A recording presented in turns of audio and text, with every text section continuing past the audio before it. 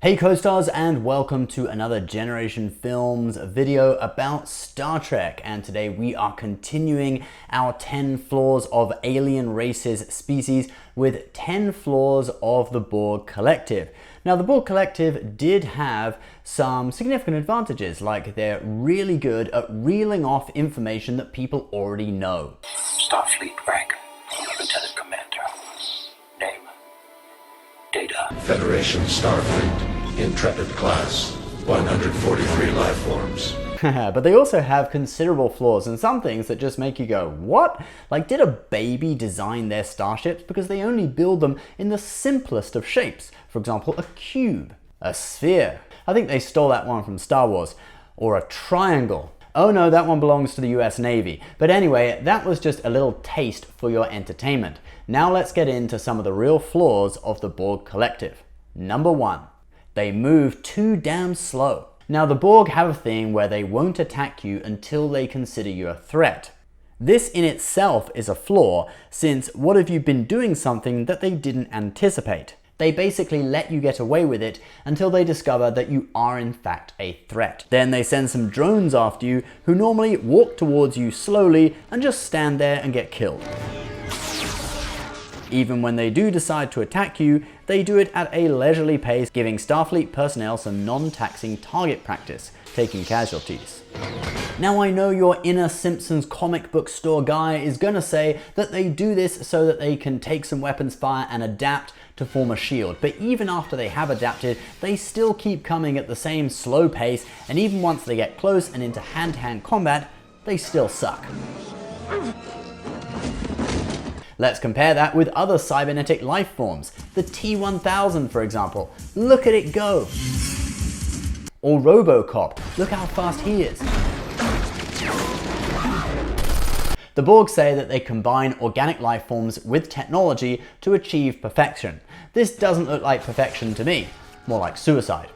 Number 2, their vision sucks. Their moving slow may have something to do with their vision. It sucks. For your reference, this is what a T-300 sees. Very clear analysis of what is going on combined with real-time mission information. This is what RoboCop sees. Clear targeting scanners with infrared mode to precisely detect targets by human body heat. Now compare that with what a Borg drone sees. Distorted with no analysis or targeting aids, probably why they keep getting killed. Now you could argue that this is just down to the production of the show, and I would agree. Perhaps the producers just didn't think of it, and it's a shame. I think there's a missed opportunity there. They could have taken more inspiration from the Terminator movies. Number 3, they are too confident. Now the Borg have every right to be confident. They are a terrifying cybernetic species that would give even the most hardened horror movie fan nightmares. They rarely meet their match in the galaxy, but they don't know when to stop. In the year 2373, the Borg open a rift in normal space and travel into something called fluidic space, kind of like another dimension or something, where they encounter an alien race that they name Species 8472. How do they come up with these creative names? Species 8472 were a formidable bunch. They could move in zero gravity and didn't need an atmosphere to survive. And they had as many as 5 sexes. Liberals would have loved them. So there are 15 different groups in this acronym. Did anyone poll them and ask, do you want to be included? Do the asexuals want to be with the allies and the pansexuals and the polyamorous? Actually, maybe 5 isn't enough. Anyway, the Borg provoke Species 8472, and Species 8472 counterattacks. The ensuing conflict lasts 5 months. The Borg are no match for them. Species 8472 are immune to Borg assimilation, and they fly around in bioships. That's right, their ships are made of biological technology. The Borg lose billions of drones and hundreds of planets and ships in the war, and they end up having to resort to asking humans for help. More on that later. Number 4, captured drones are a liability. The Borg have a hive mind, so everyone knows everyone and they all share their pooled knowledge, kind of like a creepy remote village where everyone knows everyone and they're all married to their cousins. Anyway, captured drones give enemies a chance to hack into the hive mind. When the Enterprise crew rescue Picard, who's been half assimilated by the Borg, Data is able to connect with the Picard drone and plant a command in the hive mind. It is clear the Borg are either unwilling or unable to terminate their subspace links. That may be their Achilles heel, Captain. He instructs the Borg cube that is attacking the Enterprise to enter its regeneration cycle, basically to go to sleep.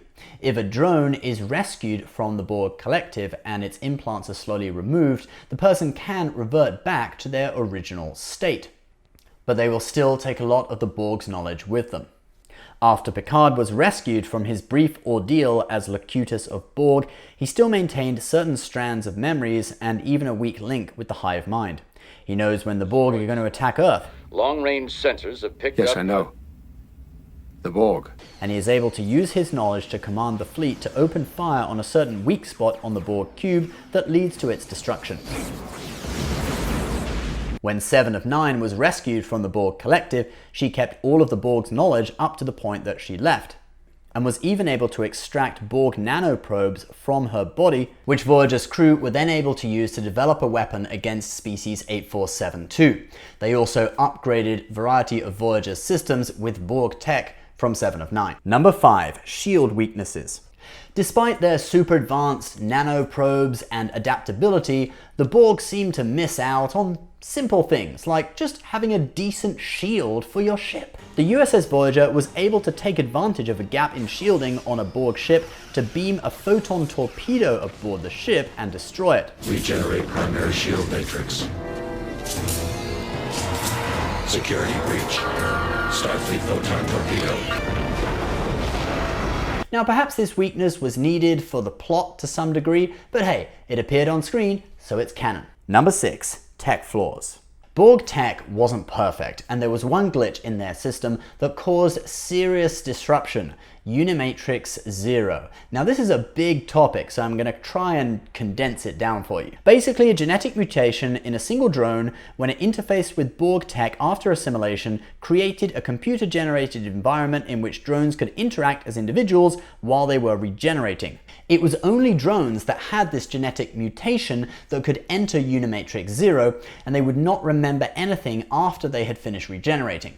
However, about 12,000 of them entered the environment, and the Borg remained unaware of this computer glitch for many years. After 7 of 9 was rescued from the collective, it emerged that she had been able to enter Unimatrix 0 too, and she still could, but now she could actually remember events in Unimatrix 0 after waking up.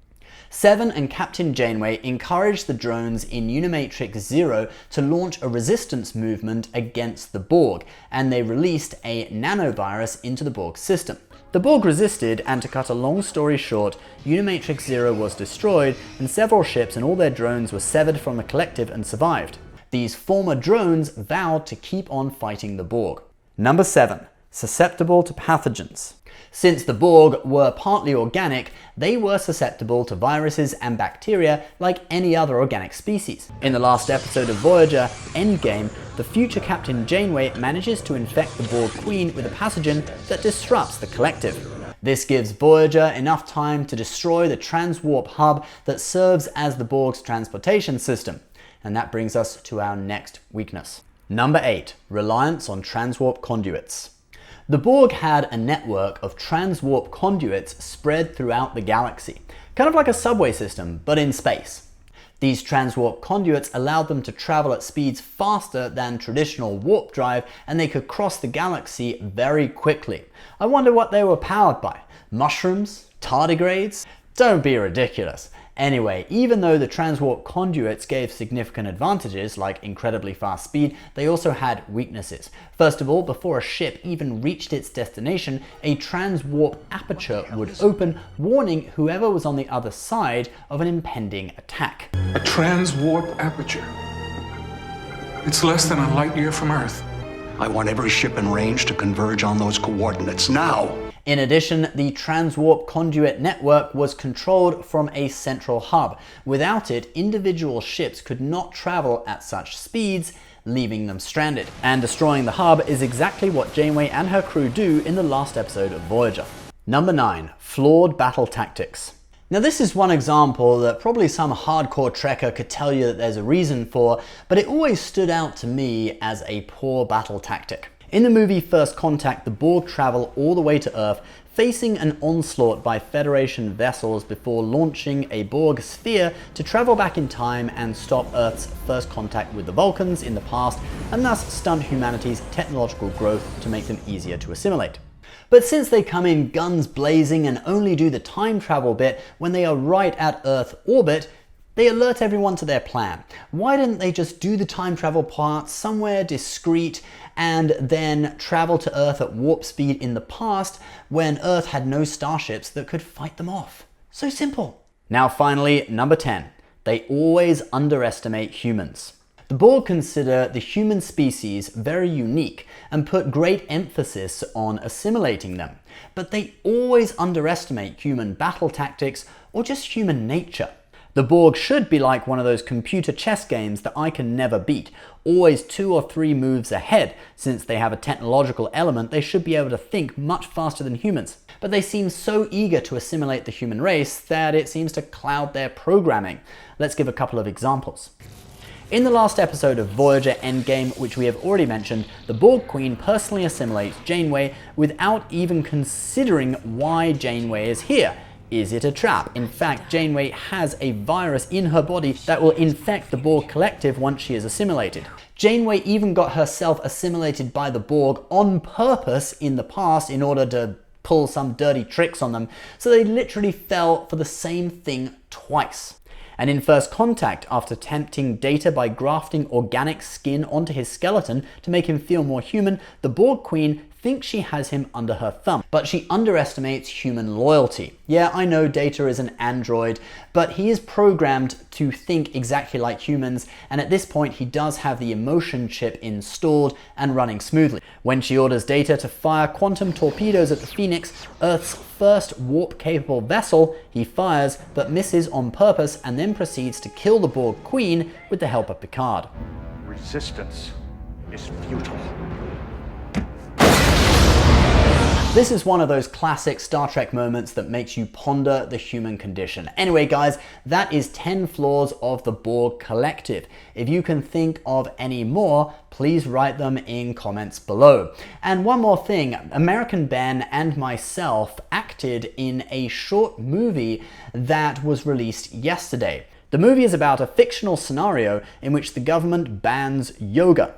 Sounds random, but there's a lot more to it than that, and you have to watch all the way to the end to find out what it's really about. Anyway, if you'd like to see the short film, and I recommend that you do, I'll put a link on screen, probably here or here, and I'll also put a link in the description below so that you guys can check it out. As always, thank you so much for watching. Please subscribe if you're new, and we'll see you next time.